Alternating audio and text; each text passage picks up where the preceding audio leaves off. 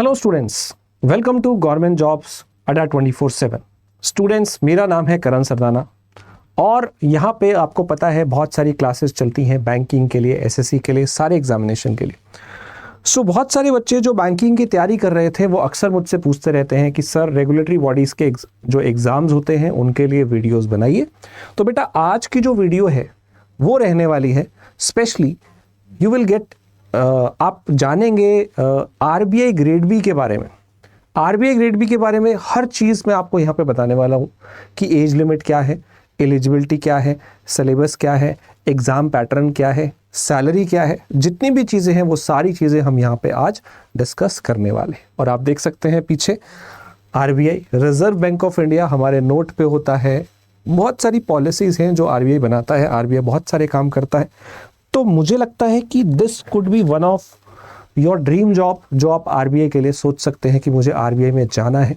तो बेटा आप बैंक की तैयारी कर रहे हैं पहले, वो आपका फाउंडेशन है, लेकिन वो जब आप एक बार कर लेंगे तो आपको फ्यूचर में और बड़ी चीज़ टारगेट करनी है कि आपको एक रेगुलेटरी बॉडी में जाके फिट होना है।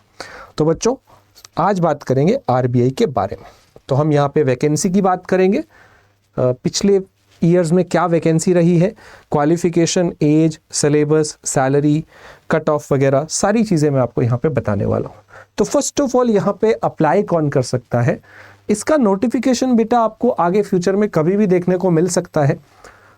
मे बी 1 महीने, 2 महीने, 4 महीने, कभी ना कभी तो आ ही जाएगा। बट जब आएगा तब आप इसकी तैयारी नहीं कर पाएंगे।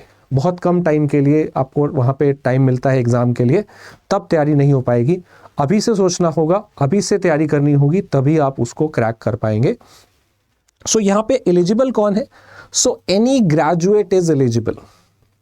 आपने बीए किया हो, बीकॉम किया हो, बीएससी किया हो, बीटेक किया हो, बी फार्मेसी किया हो, एमबीबीएस किया हो, आपकी कोई भी डिग्री है, बस अगर आपके पास बैचलर डिग्री है तो आप एलिजिबल हो, राइट।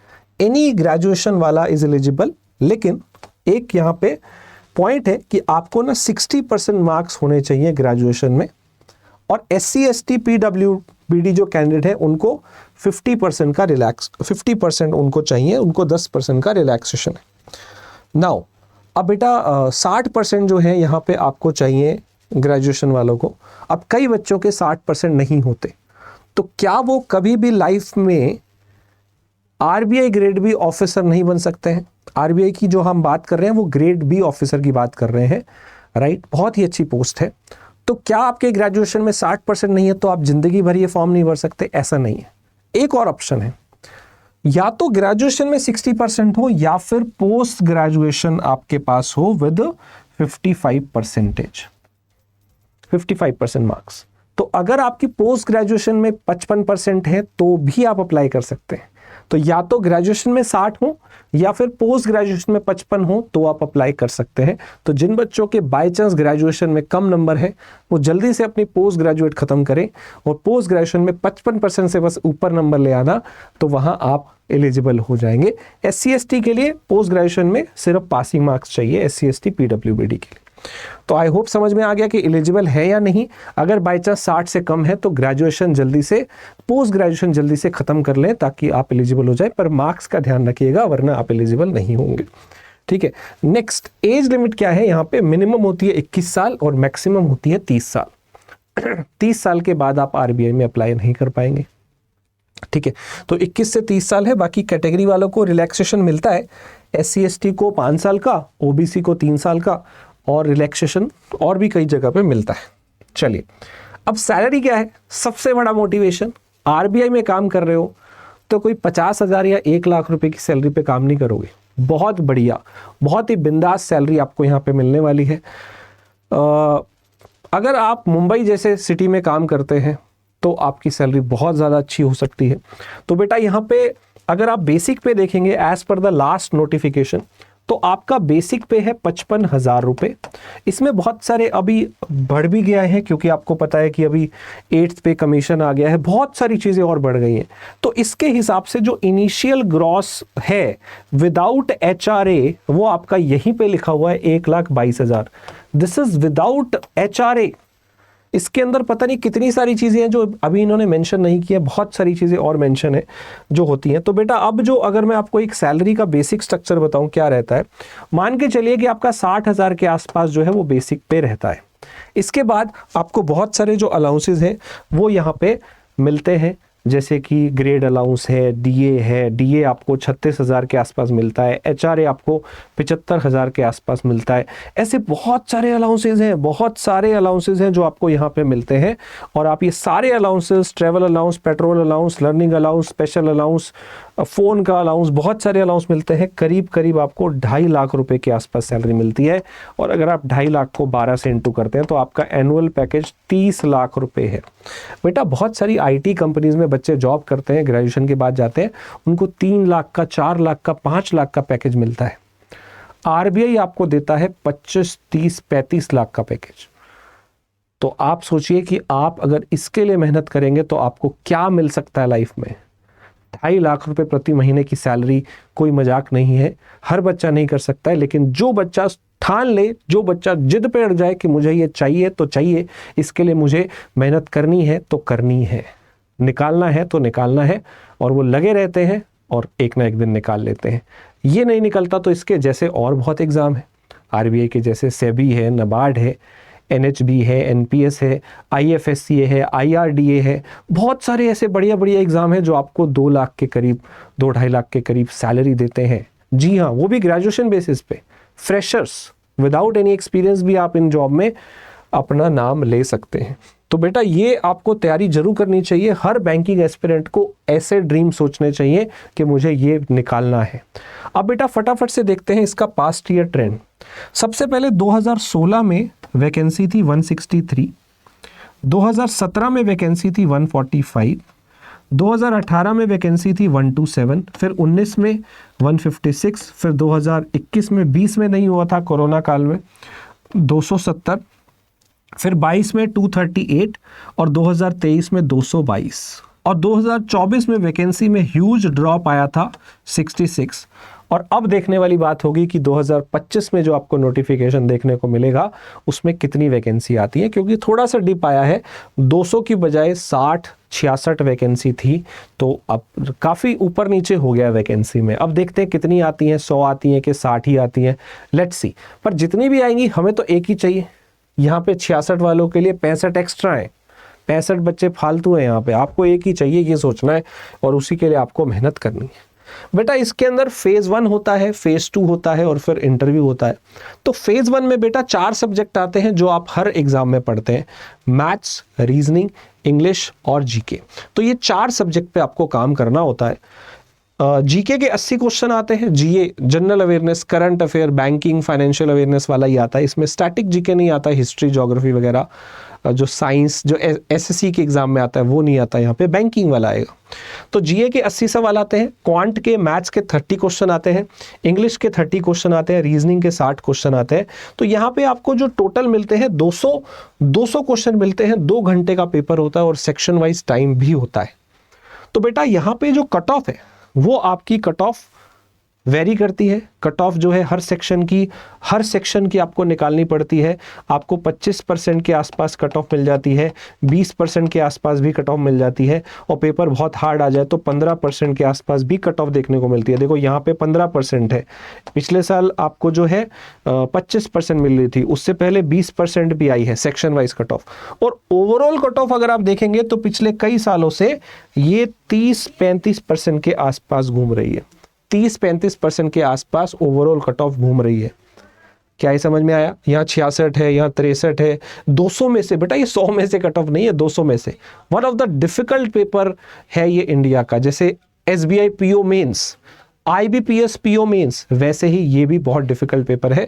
आरबीआई ग्रेड भी। आप कट ऑफ देखिए कि इतनी कम वैकेंसी होने के बावजूद कट ऑफ बहुत ज़्यादा नहीं है, 200 में से 66, 63, 54, 67, so it is not easy.